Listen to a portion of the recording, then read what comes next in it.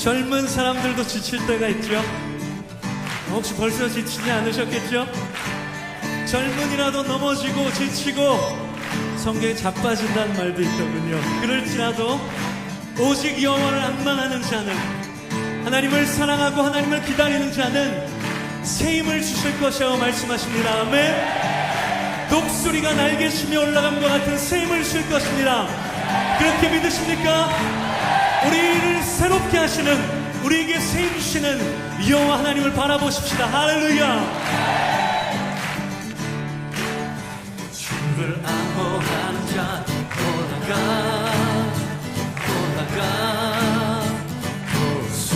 독수리가, 주를 안보하는 자, 주를 안보하는 자 올라가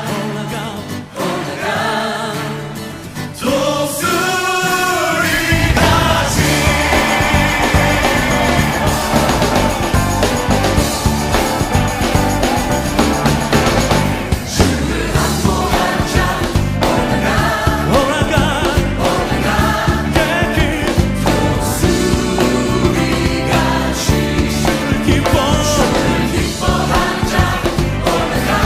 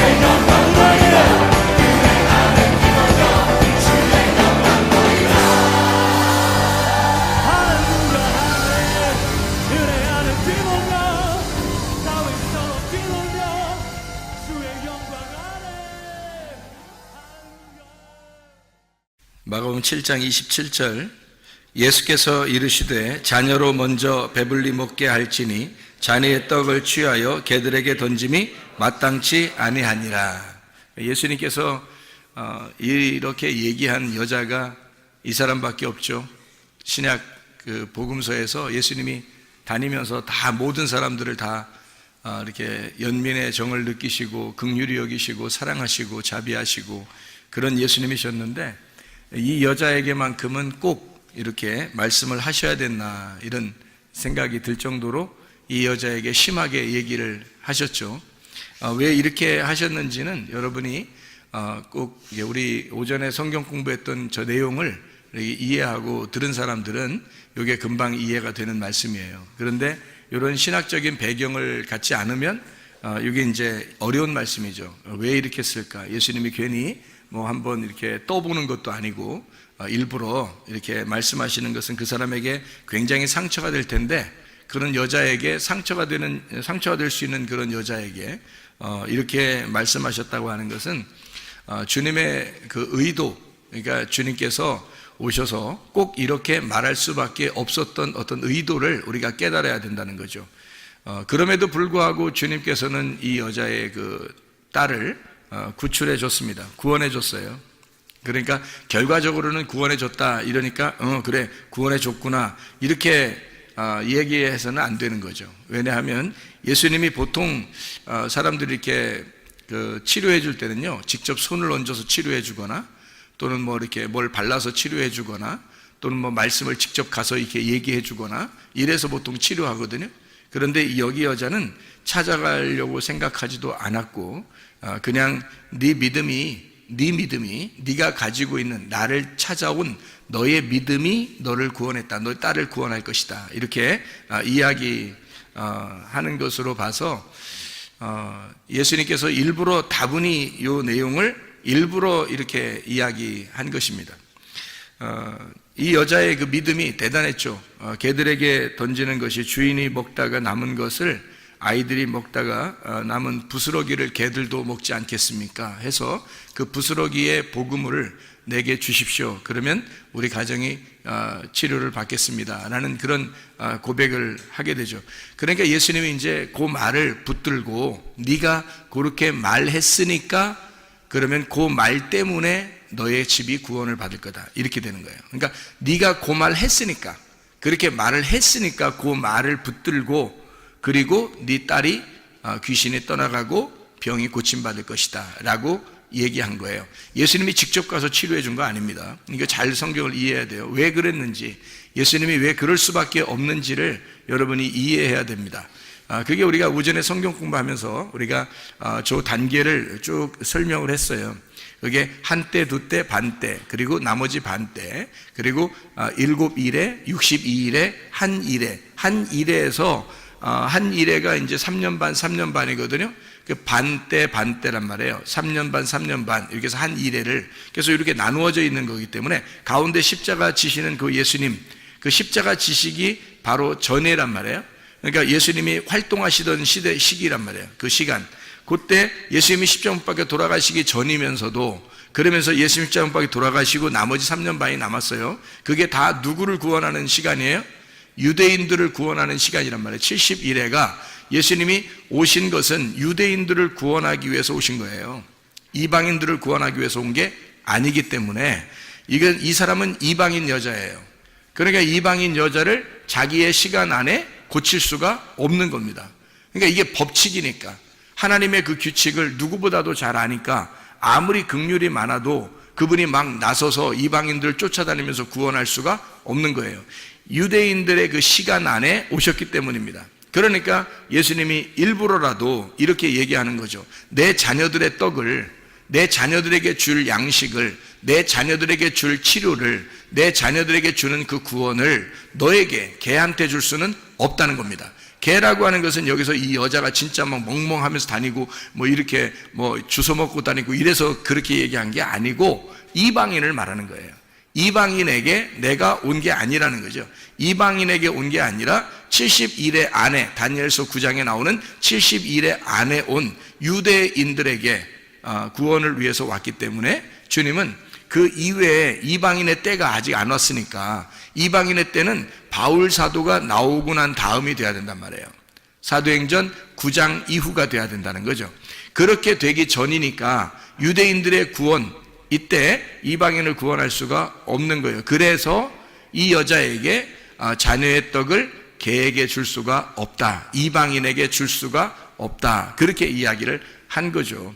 그래서 이런 배경을 여러분이 알고서 이 내용을 이해하게 되면 정말 주님께서 이걸 미워서 그런 건 아니었구나. 이게 하나의 하나님의 규칙, 법칙 안에서, 그 율법 안에서 예수님이 오셨기 때문에 이 율법을 완성하지 않으면 안 되거든요, 주님이. 그래서 율법을 모두 다 완성을 시켜야 돼요, 주님께서. 율법에 있는 거를. 그래서 이방인을 상대할 수가 없는 거예요. 율법에서는 이방인을 상대할 수가 없거든요. 잘 생각해 봐요. 율법은요, 유대인에게, 이스라엘 백성들에게 주어진 거지 이방인에게 주어진 게 아닙니다. 그러니까 유대인들에게 주어진 이 말씀, 율법을 예수님이 완성을 시켜놔야 이방인에게도 그것이 복음으로 간다는 거죠. 그래서 율법을 완성하고서 이방인들에게 복음이 가기 때문에 그 전에 있는 예수님의 그 시대에는 이런 스르보니게 여인한테는 구원할 수가 없다, 이렇게 말씀하시는 겁니다. 자, 이해를 여러분이 하셨죠? 그러니까 예수님이라고 하는 이분이 사랑을 온전하게, 하나님의 속성이 본질이 사랑인데, 그런데도 불구하고 이렇게 하신 것은 그 시기적으로 예수님께서 그 자기의 그 시기를 정확하게 파악하고 생활하셨다는 것을 볼 수가 있죠. 3년 반을, 그리고 십자문밖에 돌아가시고 나머지 3년 반은 제자들이 그걸 이루게 돼서 이것이 완성이 되면 그때서 이방인의 때가 이루어지고, 지금이 바로 우리에게 이방인의 때예요. 지금 이것도 거의 마무리에 도달했습니다. 이방인의 때도 거의 마무리에 도달했기 때문에요. 이것이 거의 마무리에 도달하면 마지막 이 하나님의 말씀을 다시 이제 이스라엘 백성들에게 이룬단 말이에요. 이루고 이방인들을 이제 다 정지가 됐으니까, 끝났으니까, 이방인의 때가 다 끝나면 유대인에게 다시 복음이 들어가고 이방인들의 이제 중지시킨단 말이에요. 그러는 시기에 여러분이 있기 때문에요. 여러분, 보통 믿음을 갖지 않으면 사실은 주님 앞에 선택되기가 어렵습니다. 지금 시대에는요. 이런 것만 제대로 알아도요, 성경에 예수님은 그냥 얼렁뚱땅 구원하고 이러지 않아요. 성경이 그런 식으로 얼렁뚱땅 구원한다면 이런 식으로 얘기하겠어요? 이 여자한테 예수님이? 그렇게 안 한단 말이에요. 심한 얘기를 이렇게 하는 것은 이게 한번 떠보려고 이러는 게 아니에요. 이게 떠보려고 그러는 게 아니라 예수님이 오신 그 규칙이 있다, 내가 온 그 법칙이 있기 때문에 이거를 내가 벗어날 수가 없어. 그래서 너한테, 걔한테는 줄 수가 없어. 그런 구원을, 그런 치료를 줄 수가 없어. 그럼에도 불구하고 네가 나라는 믿음을, 네가 하나님의 긍휼을 네가 구했으니까 그거를 붙잡고 그 얘기를 이방인에게 그 부스러기를 달라고 했으니까, 앞으로 여기 유대인들을 구원한 이후에 이방인들을 구원할 때는 예수님의 그 부스러기 복음이 나간단 말이에요. 그것을 이 여자가 깨달은 거예요. 그러니까 주인에게 주는 떡은 아니지만 거기서 아이들이 먹다가 남겨서 던져버리면 그거 주워 먹을게요. 우리가 사실 유대인만큼 성경 알고 구원받은 건 아니잖아요. 이방인들이요.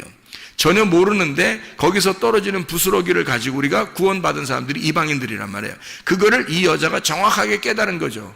그래서 예수님에게 그 사실을 이야기했고, 네가 그 말을 했으니까 이방인의 때에 구원받는 걸 너에게 샘플로 보여주겠다.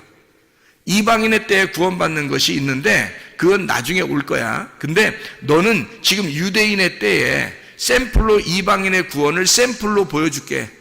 이게 주님께서 이제 이 여자에게 명령하신 겁니다. 엘리야 같은 사람이 있죠. 엘리야가 어떻게 됐다고 그러죠? 성경에서 보면 엘리야가 다 일 끝나고 집에 와서 발 씻고 쉬었더라, 이런 말 아니고, 일 다 끝나고 어떻게 됐어요? 엘리야가요? 승천해 버렸죠. 그러면 원래 인간은 승천할 수 있어요, 없어요? 없어요. 에녹이라는 사람은 어떻게 해요? 하나님과 동행하다가 승천해 버렸죠. 그러면 원래 인간은 승천해요, 못해요? 못합니다. 그럼 왜 그 예수님이 오시기 전에 이 사람들이 승천했죠? 샘플로 보여주는 겁니다. 예수님의 그 모습을 샘플로 보여주는 거예요. 예수님의 태어난 것은 원래가 여자하고 남자하고 이렇게 결혼해가지고 이렇게 결합해서 나온 예수님이에요? 아니면 원래 하나님이 성령에 의해서 만들어서 그냥 마리아 뱃속에 집어넣었다가 빼낸 거예요? 집어넣었다 빼낸 거예요. 그렇게 유일하게 한 것은 누가 샘플로 보여준 거예요? 아담. 첫 번째 아담이 여자 남자 없이 그냥 태어난 사람이에요. 그것이 그대로 예수님에게 두 번째 아담으로 이것을 이룬단 말이에요. 누군가 샘플, 이 그림자가 있어야 그 다음에 실제가 나오는 거예요. 무슨 말인지 알겠어요? 그래서 성경은 다 그림자라고 하는 거예요. 실제인 예수님이 여러분 안에 들어오려면 이 그림자를 정확하게 보고 파악해서 이 그림자를 여러분이 알고 실체를 받아들이면 예수가 들어온단 말이에요, 우리 안에.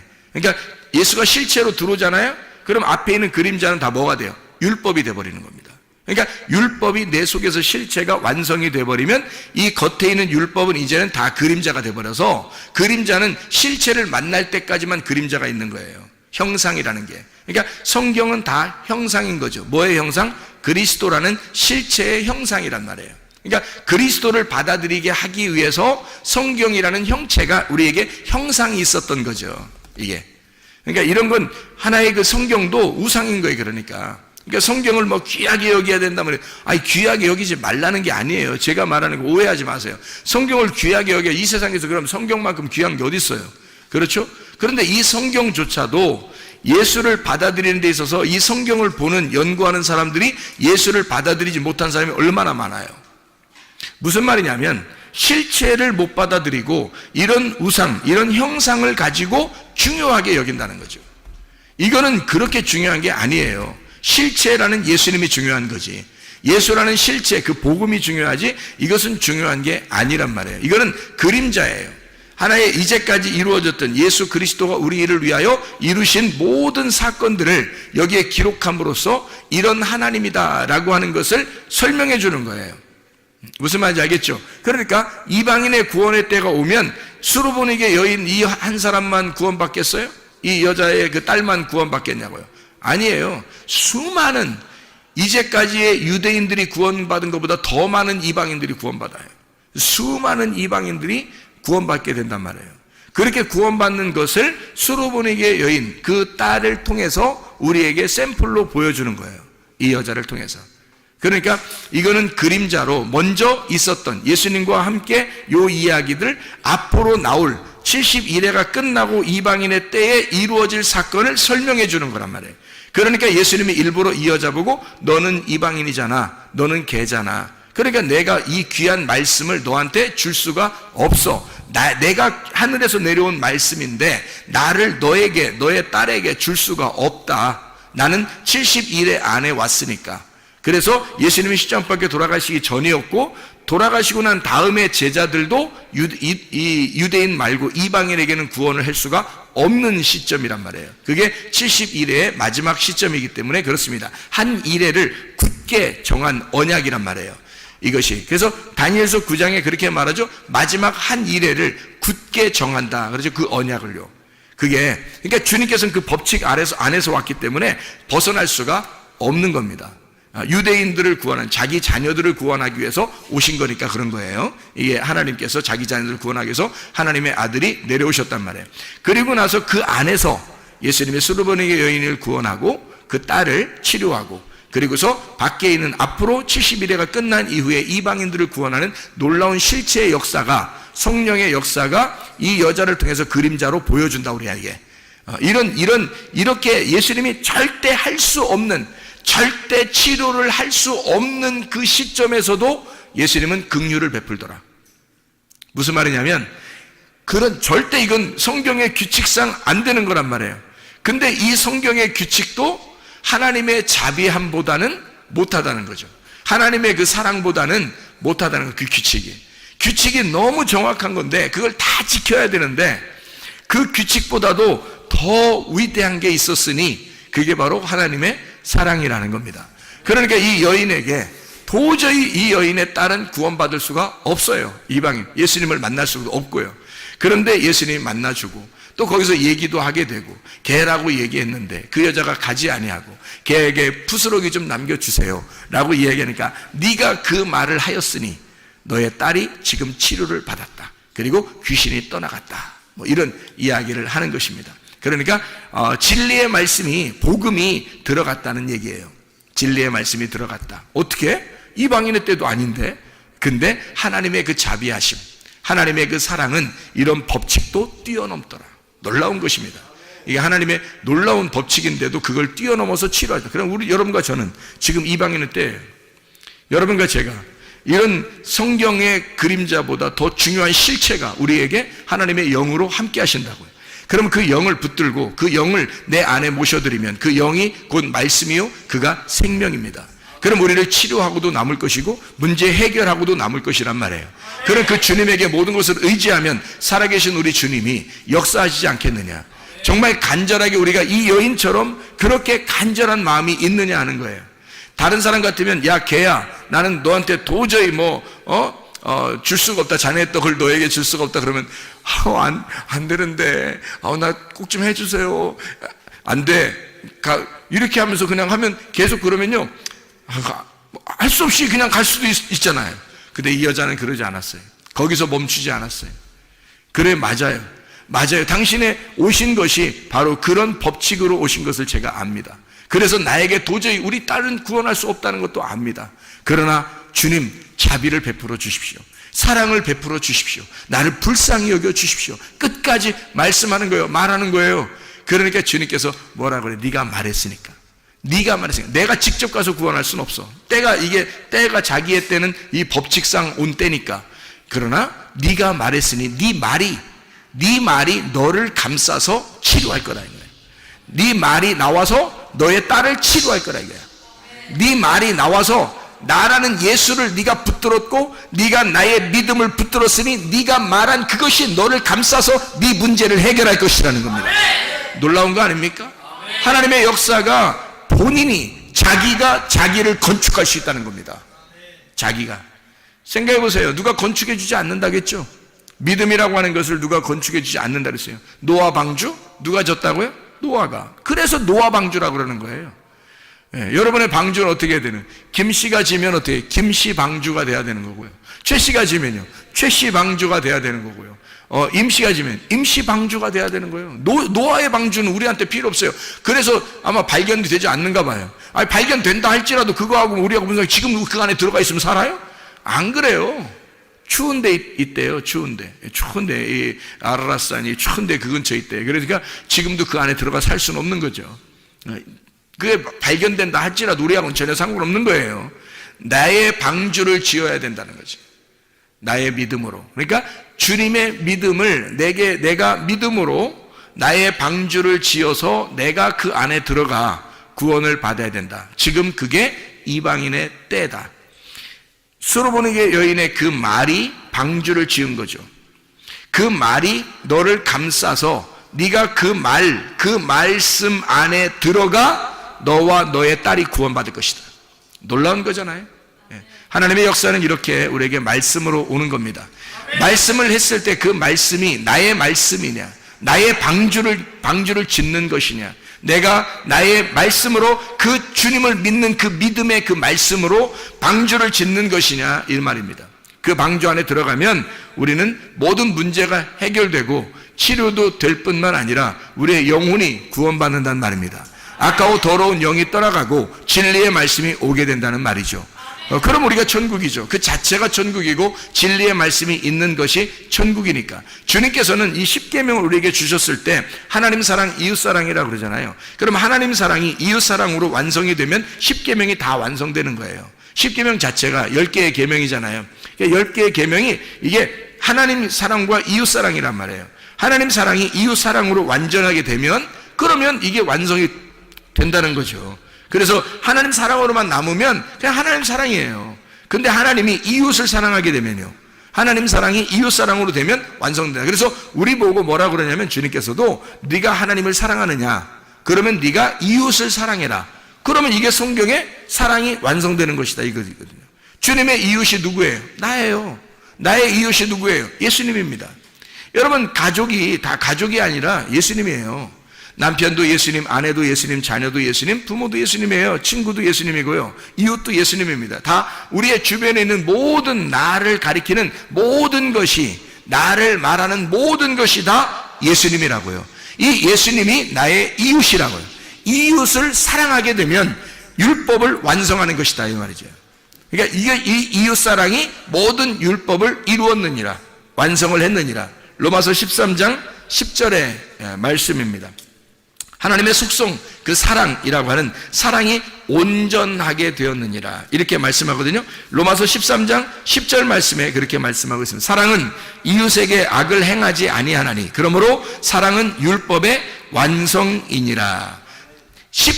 이게 10절에, 로마서 13장 10절에 나와 있는데, 이게 9절에 보면 뭐라고 그래요? 8절하고 9절에 보면, 8절엔 사랑의 빛 외에는 지지 마라고 되어 있고요. 9절에 보면 간음하지 마라, 살인하지 마라, 도둑질하지 마라, 탐내지 마라, 그 외에 다른 계명이 다 있을지라도 내 이웃을 내 자신같이 사랑하라 하신 그 말씀 가운데 다 들었다. 그러니까 이웃 사랑에 다 들어지는. 자, 성경 10계명 자체가 하나님 사랑이에요. 하나님은 사랑이시다라는 걸 설명해 주려고 하는 건데, 그분이, 자, 생각해 보세요. 가만히 여러분이. 자, 살인하지 마라, 간음하지 마라, 도둑질하지 마라, 탐내지 마라. 자, 이게 뭐예요, 그게? 그거 하지 말아요. 무슨 말이에요? 너 이웃을 네가 살인하거나 도둑질하거나 간음하거나 탐내거나 그러면 그 이웃하고 너하고 어떻게 생각한 거야? 따로 생각한 거지. 따로 생각하니까 네가 그걸 도둑질하려고 했고, 그것을 살인하려고 했고, 그것을 간음하려고 했고, 그것을 탐욕을 부리려고 했잖아.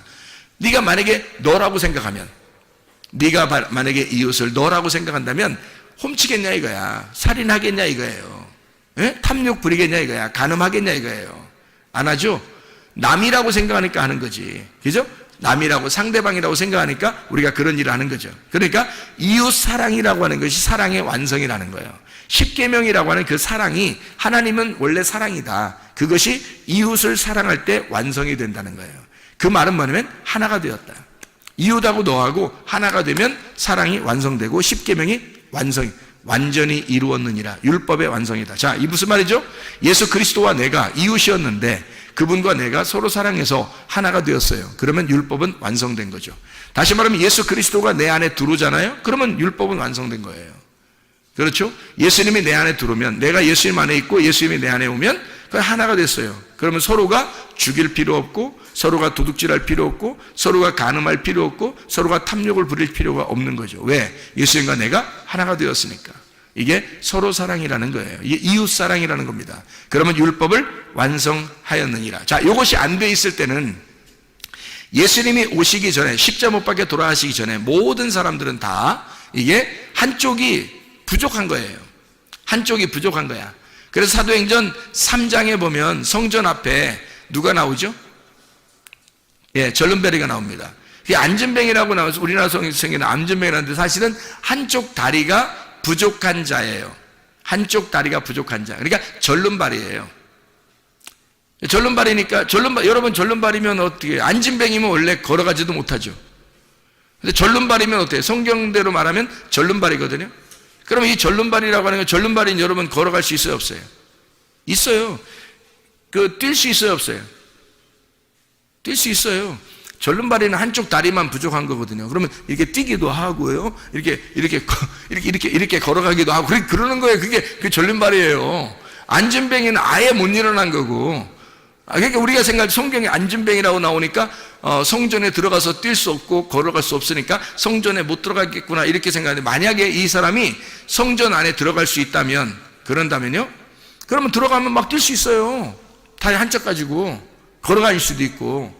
그러면 이 사람이 진짜 완전히 다리가 한쪽이 길어졌는지, 한쪽이 짧았다가 한쪽이 길어졌는지, 아니면 그대 짧은 상태에서 막 그냥 들어가서 뛰었는지 우리는 모르죠. 근데 어쨌든 온전해졌다는 건데, 이게 무슨 말이냐면 이런 거죠. 예수님이 오셔서 십자가 못 박혀 돌아가시기 전에는 우리 인간들이 다 성전 안에, 성전은 예수님인데 그 예수님 안에 들어갈 수 없는, 성전 밖에서 성전 안에 들어갈 수 없는 절름발이었다는 겁니다. 한쪽 다리가 짝이 안 맞는 거죠. 절름발이란 말이야. 짝이 안 맞는 거예요. 이게 짝이 두 개가 똑같이 맞아야 되는데 이게 안 맞는 거예요. 한쪽이 짧아서 안 맞아요. 그러니까 나와 예수님이 안 맞는 거야, 이게 안 맞으니까 성전 밖에서 계속 이게 구걸하고 있는 거죠. 그러니까 구걸하고 있다는 말은 어떻게 좀 도와달라는 거 아니에요? 그죠? 도와달라는 말은 뭐예요? 기도한다는 말이죠. 그죠? 도와달라는 말은 기도한다는 말이에요. 기도해. 뭘 기도했겠어요, 이 사람이? 구걸하는데 뭘 기도했겠어요? 구걸하니까 그게 기도하는 거야, 그게 밖에서 막 구걸하는 거, 기도하는데 뭘 기도했겠어요? 예? 절름발이야, 이 사람이. 그러니까 뭘 기도했겠어요? 내 다리 좀 온전케 할 사람이 있었으면 좋겠다. 내 다리 좀 온전케 해주세요. 자, 소경이 만약에 구걸하고 도와달라고 하고 기도한다면 소경은 뭐라고 기도할까요?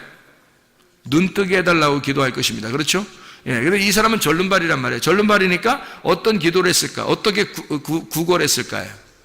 나 좀 온전하게, 다리 좀 온전하게 한 짝이 되도록 해주십시오라고 기도했을 거란 말이에요. 그렇게 구걸했을 거란 말이에요. 그죠? 그랬더니 겉으로 실제로 이렇게 다리를 고쳤다 뭐 이런 의미가 거기서 뭐 고쳐져서 어떻게 됐다 이런 의미가 막 자세히 나오는 건 아니에요. 거기에 뭐라고 나오냐면 이렇게 됐어요. 베드로하고 이제 요한이 올라가면서, 베드로와 요한이 하필 성전에 올라갈 때 뭐 두 명만 맨날 다니나요? 다른 사람 안 다니나요? 성전에 올라가는데 오순절 이후에 성전에 갈 때 베드로하고 요한하고 두 명만 들어가요? 다른 사람들, 다른 제자들은 안 들어가나요, 원래? 이상하죠, 그죠? 근데 다른 제자들의 이름이 안 써 있단 말이에요. 왜냐하면 이 두 사람 이름이 쓰여 있는 것은 왜 그랬겠어요? 사도행전 3장에 보면 이해가 돼요. 이 두 사람이 이름을 쓰는 것은 두 사람이 짝이기 때문입니다. 전도할 때도 예수님이 보낼 때 누가복음 10장에 70제자를 이렇게 보낼 때 말이에요. 몇 명씩 보냈다 그래요? 둘씩 보냈다 그랬죠, 그죠? 둘씩. 이게 짝이기 때문에 그래요. 하나님과 나라는 짝, 하늘과 땅이라는 짝, 하늘의 두 개의 짝, 이런 짝이에요. 그래서 짝을 말하는 겁니다. 그러니까 두 명이 짝이에요. 예수님과 내가 짝이에요, 짝. 하나의 짝이라고. 그래서 둘이 하나가 돼야 돼. 그래야 신랑 신부 부부가 되는 거예요. 그러면 그리스도와 내가 하나가 돼서 그게 천국을 이루는 거거든요. 부부 생활이 천국 생활이에요. 그래서 그게. 그러니까 이 짝을 이루는 거란 말이에요. 그러니까 예수님과 내가 짝을 이루는 거. 이 요한과 베드로와 요한이 둘이 이제 짝을 이루어서 올라가는 거예요. 그러니까 이 사람이 절름발이가 가만히 생각하니까 저 사람 둘은 다 짝을 이루어서 올라가는데 나는 짝이 안 맞춰서 다리가 짝이 안 맞았어. 그러니 내가 구하는 거죠. 막 쳐다보면서 당신들은 두 명이 이렇게 올라가고 짝이 다 이루어졌는데 나만 짝이 안 돼 있어요. 다리가. 이렇게 이야기하는 거죠. 예, 그러니까 이제 베드로와 요한이 뭐라 그래요? 우리는 너에게 실제로 겉으로 이렇게 껍질을 줄 수가 없다. 다시 말하면 금과 은, 이 성전 안에 들어가는 금과 은을 우리가 줄 수는 없다. 다시 말해 이 성전도 다 뭐다? 껍데기다. 이것도 이 껍데기야. 그러니까 내가 너에게 금과 은 이런 거 껍데기 줄 수는 없어. 우리가. 그러니까 우리는 뭘 주냐면 속 내용을 줘야 되겠어. 너에게 알맹이를 줄 수밖에 없어. 우리는 껍데기가 아니라 이 성전이라는 껍데기에 우리가 둘이 짝이 됐다는 것을 우리가 알려주러 들어가는 거니까, 그러니까 이 성전 안에 진짜 너를 짝을 맞춰가지고 들여보내야 되겠다, 우리가. 그래서 우리는 껍데기를 줄 수 없으니까 금과 은이라는 껍데기를 줄 수 없어. 그러니 내가 너에게 예수 이름이라는 알맹이를 줄게. 예수 이름이라는. 예수 말씀이라는 그 진리를 네가 알아야 널 자유하게 되고 다리가 짝이 맞춰지는 거야. 그래서 내가 너에게 예수의 이름을 전달해 줄게. 예수의 이름으로 말하노니 일어나라. 그렇게 말하는 거예요. 그랬더니 이 사람이 벌떡 일어나서 가가지고 막 춤을 추고 그러는 거예요. 두 다리가 온전하게 똑같이 돼가지고 가서 춤췄다 이런 얘기가 없어요, 성경에. 이 사람이 그냥 일어난 거예요. 이제 깨달은 겁니다. 하나님의 말씀을 깨달은 거예요. 복음이 이렇게 되어 있었구나. 예수가 십자가 못 박혀 돌아가시 전에는 짝이 안 맞춰져 있는 한쪽의 다리만 가지고 오신 그런 예수님이었는데, 내가 불구였는데, 그런데 주님이 십자가 못 박혀 돌아가셔서 예수의 이름이 온전하게 되셨구나. 짝이 되셨구나. 그러면 나는 이렇게 누워서 이렇게 있을 수가 없지. 내가 이렇게 주저앉아 있을 수가 없지. 내가 일어나 성전 안에 들어가 뛰어놀고 찬양하리라. 이렇게 돼버린 거예요. 이게 믿음으로 일어나게 된 거죠. 그러니까 예수의 이름이 오게 되고 그가 믿음으로 일어나게 된 거예요. 예수의 이름을 줬는데 일어나라 했는데 안 돼요. 나 못 일어나요. 나 언제부터 여기 앉아 있는데 내가 못 일어나. 이렇게 하면 돼야 안 돼.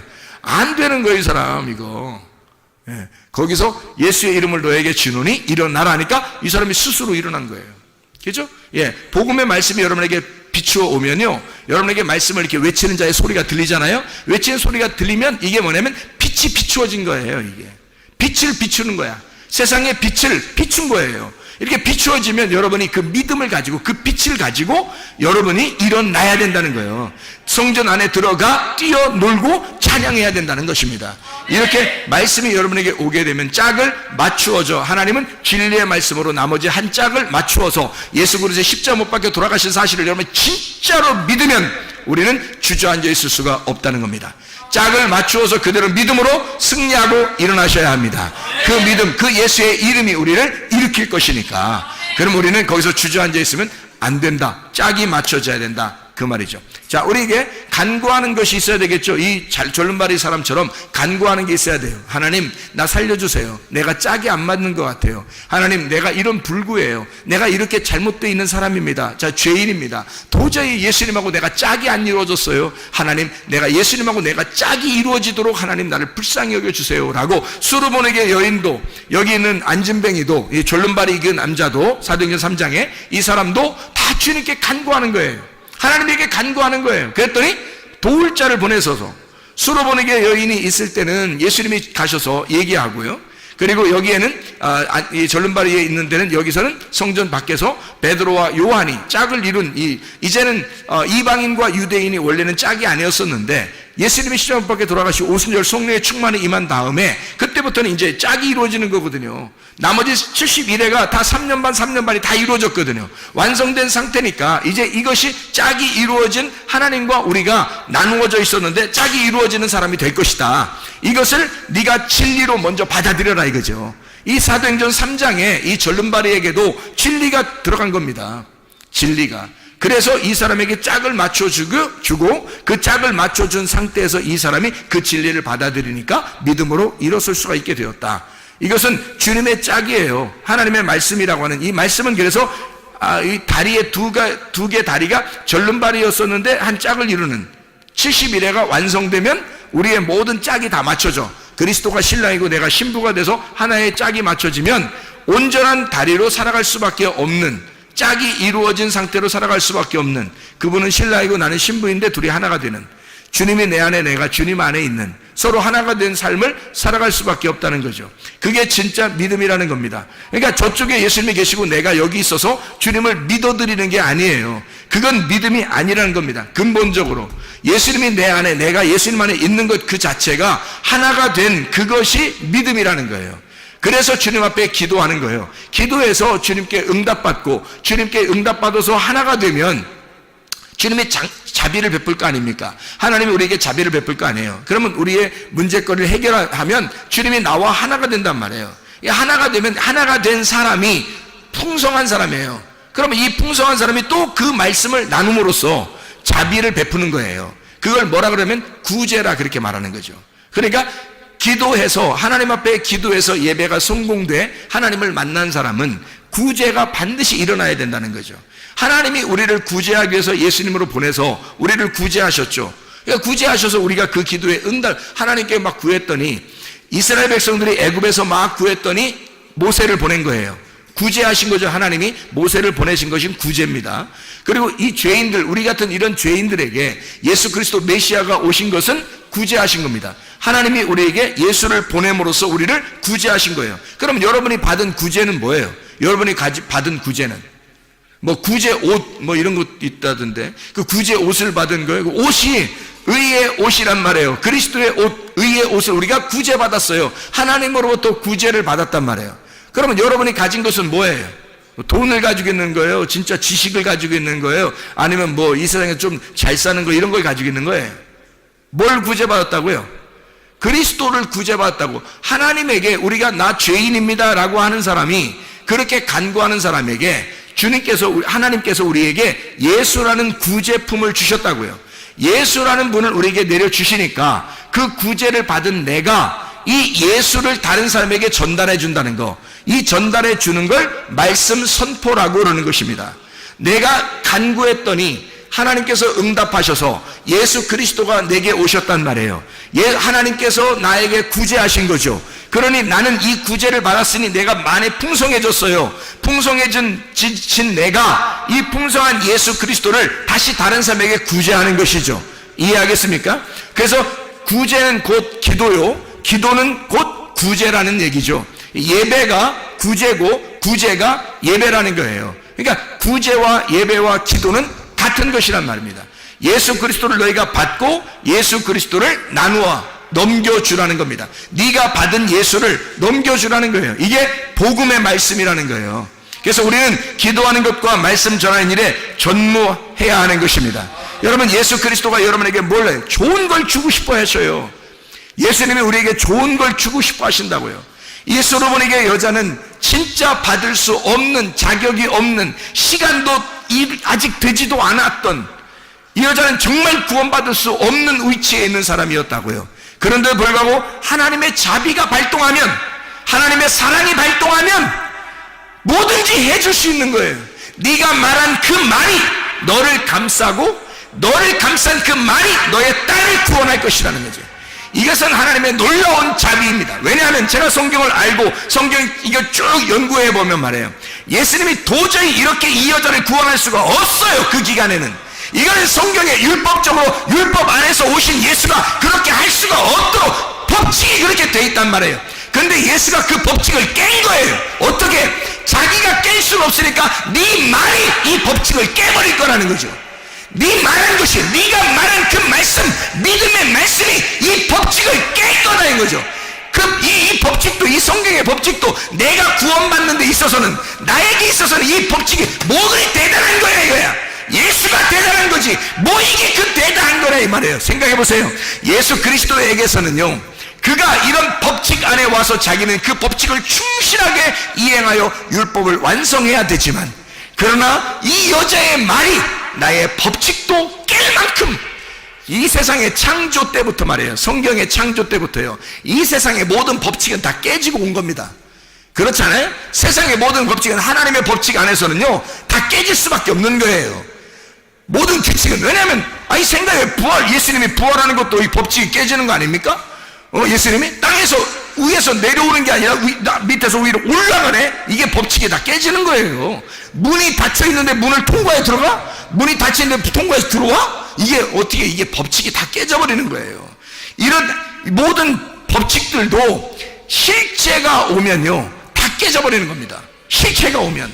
그러니까 예수 그리스도, 당신이 말하면 나에게 내 딸이 구원받지 않겠습니까?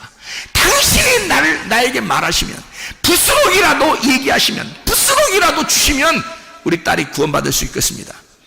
이거 하나님의 그 법칙, 하나님의 그 율법 안에서 오신 그 하나님의 법칙도 그냥 금이 쫙 가버리는 거죠. 이 법칙이라는 유리가요 팍 깨져버리는 겁니다. 하나님의 가슴이 쫙 찢어지는 거예요. 왜? 그래서 그 속에 있는 심장, 그 가슴을 확 내미는 거죠. 그래, 네가 말했으니, 네가 나의 심장을 건드렸으니, 네가 나의 사랑의 심장을 건드렸으니, 그러니 네가 말한 그것이 너를 구원할 것이다. 그 믿음이, 그 심장이 너를 구원할 것이다. 하나님의 사랑입니다. 여러분, 하나님은 사랑을 완성하시러 오신 분이에요. 하물며 여러분과 저에게 지금 이방인의 때에 여러분과 저에게 하나님의 은혜를 베풀지 않겠는가? 하나님의 은혜를 구하는 주의 백성들이 다 되시기를 바랍니다. 우리 하나님 아버지 사랑과 은혜를 감사를 드립니다. 주의 은혜 가운데 살다가 주님 만나게 도와 주시옵소서. 예수 그리스도 존귀하신 이름 받들어 기도 올리옵나이다. 아멘.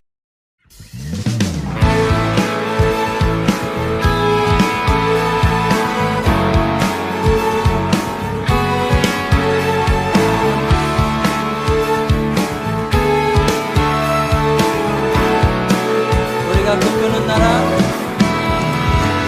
우리가 꿈꾸는 나라, 그것은 우리의 고향, 그곳은 우리의 고향. 손에 잡히지는 않아도 믿음으로 그곳을 보내. 그곳이 실존하기에 우리가 함께한 꿈을 꾸기에 아무것도 없는 자 같은 나, 모든 것을 가진 자로다. 다시 한번 우리가 꿈꾸는 나라, 우리가 꿈꾸는 나라, 그것은 우리의 모양 손에 잡히지는 않아도 믿음으로 그곳을 보내 그곳이 실존하기에 우리가 함께할 꿈을 꾸기에 아무것도 없는 자 같으나 모든 것을 가진 자로 가 사막의 샘이 넘쳐 흐르고 사자와 어린 양이 뛰노는 그곳 어린이 독사물의 손 넘어 보내는 그곳엔 하나님의 나라의 샘이 넘쳐 흐르고 사막의 샘이 넘쳐 흐르고 사자와 어린 양이 뛰노는 그곳 어린이 독사물의 손 넘어 보내는 그곳엔 하나님의 나라가 우리가 꿈꾸는 나라 그것은 우리의 고향 그곳은 우리의 고향 손에 잡히지는 않아도 믿음으로 그곳을 보내 그곳이 실존하기에 아멘. 우리가 함께할 꿈을 꾸기에 아무것도 없는 자 같으나 모든 것을 가진 자로 가 사막의 샘이 넘쳐 흐르고 사자와 어린 양이 뛰노는 그곳 어린이 독사물의 손 넘어 보내는 그곳에 하나님의 나라 사막의 샘이 넘쳐 흐르고 사자와 어린 양이 뛰노는 그곳 어린이 독사물의 손 넘어 보내는 그곳에 하나님의 나라 사막의 샘이 넘쳐 흐르고 사자와 어린 양이 뛰노는 그곳 어린이 독사물의 손 넘어 보내는 그곳에 하나님의 나라 사막의 샘이 넘쳐 흐르고 사자와 어린 양이 뛰노는 그곳 어린이 독사물의 손 넘어 보내는 그곳엔 하나님의 나라가